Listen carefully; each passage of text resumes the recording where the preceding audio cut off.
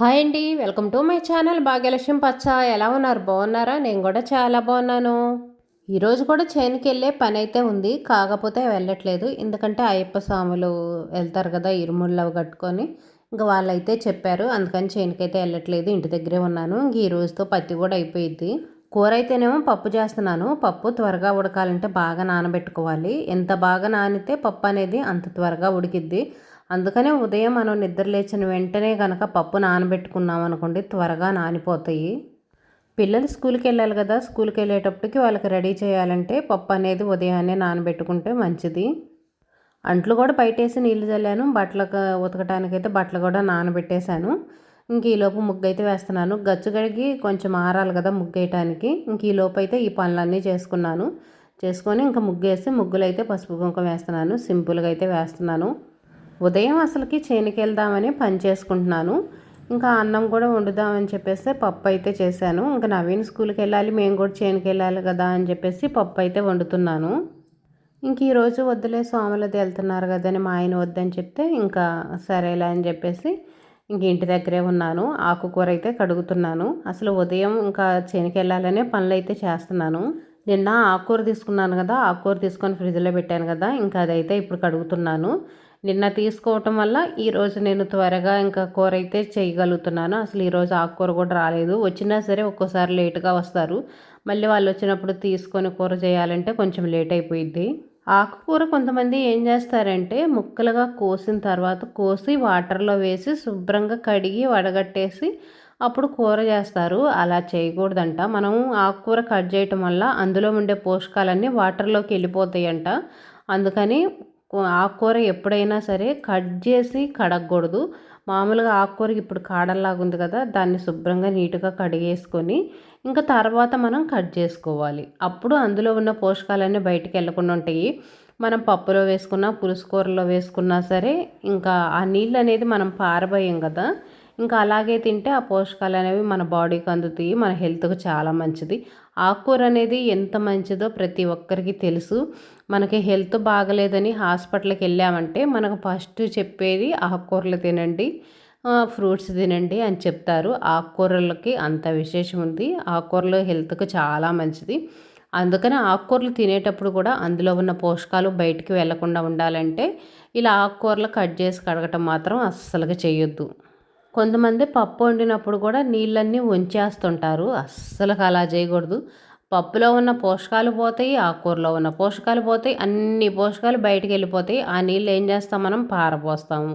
ఇంకా పోషకాలన్నీ బయట పారబోస్తే ఇంకా మనకు బాడీకి ఏం పోషకాలు అందుతాయి.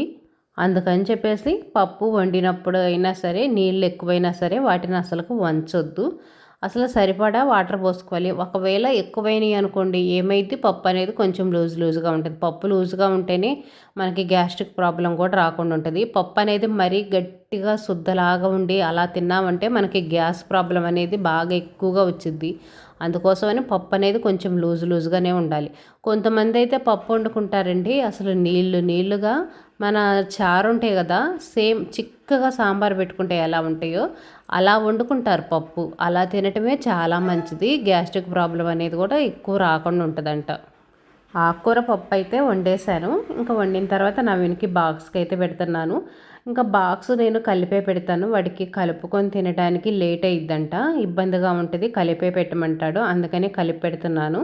నేను కలిపి పెట్టేటప్పుడు కూడా సపరేట్గా ఒక ప్లేట్లో వేసి కలిపి అయితే పెట్టను. ఎప్పుడు అయినా సరే ఇంక ఇలానే కలుపుతాను. బాక్స్ అనేది వెడల్పుగా ఉంటుంది కదా, కలుపుకోవడానికి ఈజీగా ఉంటుంది. అడుగుదాకా కూడా అన్నం అనేది మొత్తం కలిసిపోయిద్ది. ప్లేట్లో వేయటం, ఆరబెట్టడం, అది కలపటం. వేడివేడిగా అన్నం కలపాలంటే కలపలేము మనం. మళ్ళీ ప్లేట్లో వేసామంటే ప్లేటు ఇంకా అదొక అంట్లు ఎగస్ట్రా అని చెప్పేసి నేనైతే ఇలా కలపటానికి బాగానే ఉంటుంది. అడుగు కూడా అన్నం కలిసిద్ది, ఏ ఇబ్బంది అయితే లేదు. నాకైతే బాగానే ఉంది. నేనైతే ఇలానే కలుపుతాను. నవీన్కి కూడా ఇంక ఇలానే కలపమని చెప్తాడు. పైన అయితేనేమో మళ్ళీ ఇంకొంచెం కూర వేస్తాను. ఎందుకంటే ఇప్పుడు మనం కలిపినప్పుడు అన్నం అనేది చప్పబడిద్ది.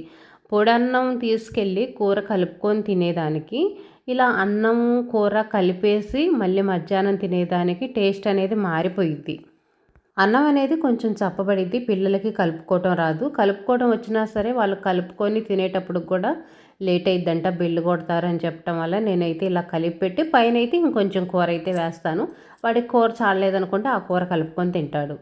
ఇంక ఈరోజు ఆకుకూర పప్పు అయితే చేశాను కదా, టిఫిన్ అయితేనేమో చపాతీలు చేస్తున్నాను.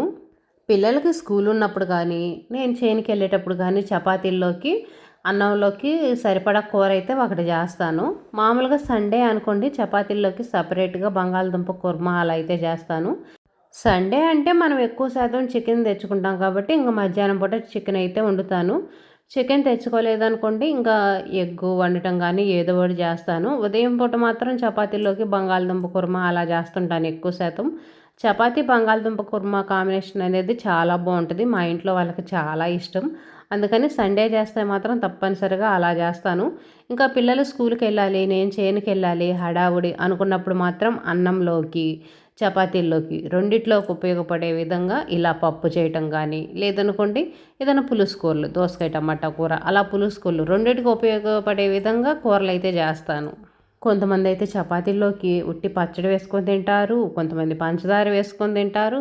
అలా ఏది ఉంటే అది అడ్జస్ట్ అయి తింటారండి. అలా అయితే ఇబ్బంది ఉండదు. కానీ మా నవీన్ మాత్రం అలా పంచదారలో పచ్చళ్ళు వేసుకొని అస్సలుగా వాడు తిననే తినడు. వాడికి ఏదో ఒక కూర ఉండాలి. కూర ఉంటేనే తింటాడు, లేకపోతే అస్సలుగా తినడు.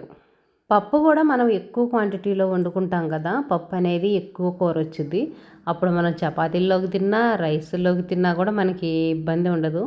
నవీన్కైతే బాక్స్ పెట్టేశాను. ఇంకా వాడైతే టిఫిన్ తినేసి బాక్స్ తీసుకొని స్కూల్కి అయితే వెళ్ళాడు. వాడు వెళ్ళిన తర్వాత ఇంకా మంచాలు అవి అయితే తీస్తున్నాను. ఇంక ఈరోజు చేనుకి వెళ్ళట్లేదని చెప్పాను కదా, అంట్లు కూడా కడగలేదు, బట్టలు ఉతకలేదు, ఇంకా అన్నీ అలాగనే ఉన్నాయి. ఇంకా రోజుట్లాగానే ఒకవైపు అన్నం ఒక పొయ్యి మీద కూర ఒక పొయ్యి మీద వేసి అంట్లు అవి కడిగేసుకుందామని చెప్పేసి అంట్లు మొత్తం బయట వేసాను. తర్వాత ఇంకా మా ఆయన చేనుకి వెళ్ళొద్దులే ఈరోజు ఇంటి దగ్గర ఉండలే అని చెప్పాడు కదా, ఇంకా అందుకోసమని పనులు నిదానంగా చేయాల్సి వచ్చింది. ఇంటి దగ్గర ఉంటున్నామంటే ఇంక ఇంతే కదా, మనం పనులు అనేవి చాలా నిదానంగా చేసుకుంటాము. అందులో గుడికి వెళ్ళాలి కదా, అందుకని ఇంక నిదానంగా చేస్తే మాత్రం కుదరదు. ఇంకా ఫాస్ట్గానే చేసుకోవాలి. మంచాలు అవన్నీ తీసి సర్దేసి హాట్ వాటర్ అయితే తాగుతున్నాను. రోజు అయితే అసలు హడావుడిగా తాగుతున్నాను. ఒక్కో రోజైతే మర్చిపోతున్నాను. పనిలో పడిపోయి వాటర్ తాగి అసలు తాగటానికి కూడా మర్చిపోతున్నాను. ఒకవేళ పని అంతా అయిన తర్వాత గుర్తున్నా కానీ అప్పుడు వాటర్ తాగేసి టిఫిన్ తినేసి మళ్ళీ టీ తాగాలంటే అసలు ఇంకా ఎలా ఉంటుంది, చాలా కష్టంగా ఉంటుంది. వాటర్ తాగితేనే మనకు పొట్ట అనేది బిర్రుగా ఉంటుంది. మళ్ళీ అప్పుడు వెంటనే టిఫిన్ తినాలంటే అస్సలుకి తినలేము. ఇంకా అందుకని చెప్పేసి నిన్నైతే అసలు వాటర్ కూడా తాగలేదు. తాగటం మర్చిపోయాను. ఇంకా అంతే వెళ్ళిపోయాను. ఈరోజు మాత్రం ఇంటి దగ్గరే ఉంటున్నా కదా, ప్రశాంతంగా కూర్చొని హాట్ వాటర్ అయితే తాగేసి నిమ్మకాయ పిండుకొని ఇంకా ప్రశాంతంగా ఒక 5 నిమిషాలు అయితే కూర్చొని ఇంక వాటర్ తాగేసి ఇంకా చూడండి అంట్లు చూడండి చాలా అంట్లు ఉన్నాయి కదా, ఇంకా అంట్లు మొత్తం కడిగేస్తున్నాను. పప్పు వండాను కదా, పప్పు కుక్కర్ ఉంది. ఈ బిందె అయితేనేమో చేనికి నేను మంచినీళ్ళు తీసుకెళ్తాను. చేలో పత్తి తీసే వాళ్ళకి వాటర్ ఇవ్వడానికి క్యాన్ వాటర్ తీసుకెళ్తాం కదా, క్యాన్తో వాటర్ ఇవ్వాలంటే ఇబ్బందిగా ఉంటుంది. క్యాన్ అనేది మనం మొయ్యలేం కదా, బరువుగా ఉంటుంది. అందుకని చిన్న బిందె ఉంది కదా, ఈ బిందెలోకి నీళ్ళు ఉంచుకొని నేను చేలో ఇంకా పత్తి తీసే వాళ్ళు ఉంటారు కదా, వాళ్ళకైతే వాటర్ ఇస్తాను. ఇంకా ఈ బిందెలు ఇవన్నీ అయితే కడిగేస్తున్నాను. నేను చేనికి తీసుకెళ్ళే చొక్కా కండవ అవి కూడా ఉన్నాయి కదా, ఇంక ఈరోజు నేను చేలకి వెళ్ళట్లేదు. ఇంక ఈ రోజుతో పత్తి కూడా అయిపోయింది కదా, ఇంక ఈ కండవ అవి కూడా ఉతికేద్దామని చెప్పేసి ఇంకా అదిగోండి టబ్లో వేసి పెట్టేశాను. ఇంక ఈరోజు కూడా పనులు అనేవి హడావుడిగా చేసుకొని వెళ్ళటమేను. నిదానంగా ప్రశాంతంగా చేసుకోవాలంటే కుదరదు. ఇంకా అయ్యప్ప స్వామికి ఇరుముళ్ళు అలా అంటే ఉదయాన్నే చేస్తారు. 9 గంటలకల్లా ఇంకా మొత్తం రెడీ చేసి గుడికైతే వెళ్తారు. ఇంకా వాళ్ళు వెళ్ళిన వెంటనే మనం వెళ్ళాలి కదా, ఇరుముడి కట్టేటప్పుడు మనం భిక్ష వేస్తాం కదా, బియ్యం అవన్నీ వేయాలి కదా, అందుకని చెప్పేసి ఇంక ఈరోజు పనులు కూడా హడావుడిగానే. అంట్లయితే చాలా అంట్లు ఉన్నాయి. ఈ అంట్లు మొత్తం ఎప్పుడు రుద్దాలో బట్టలు ఉన్నాయి. అందులో బెడ్షీట్ నానబెట్టాను, మళ్ళీ పొలం తీసుకెళ్ళి చొక్కాలు ఉన్నాయి కదా అవి కూడా నానబెట్టేశాను. ఇవన్నీ ఉతికేసేయాలి, ఉతికేసి ఆరేసి ఇల్లు మొత్తం కసులు ఉడ్చుకొని బండ్లు అవి తుడుచుకొని ఇంకా వెళ్ళాలి. ఫాస్ట్గా పనులు అయితే చేసేసేయాలి. ఇప్పుడైతే టైం 8 అయింది. నవీన్ 7:30 8 కల్లా స్కూల్కి వెళ్తాడు కదా, ఇంకా వాడు వెళ్ళిన వెంటనే ఈ పనులు అయితే స్టార్ట్ చేశాను. కనీసం 9:30 కైనా పనులు మొత్తం పూర్తి చేసుకోవాలి. 9:30కి పనులు పూర్తి చేసుకొని గుడికి అయితే వెళ్ళాను. ఇది గుడికి వెళ్ళి వచ్చిన తర్వాత వీడియో. గుడికి వెళ్ళేటప్పుడు టీ కూడా తాగలేదు, టిఫిన్ తినలేదు. ఇంకా టిఫిన్ అనేది మనం తినకుండా వెళ్తాం కదా, ఎలాగో లేటుగానే టిఫిన్ తింటాను నేను.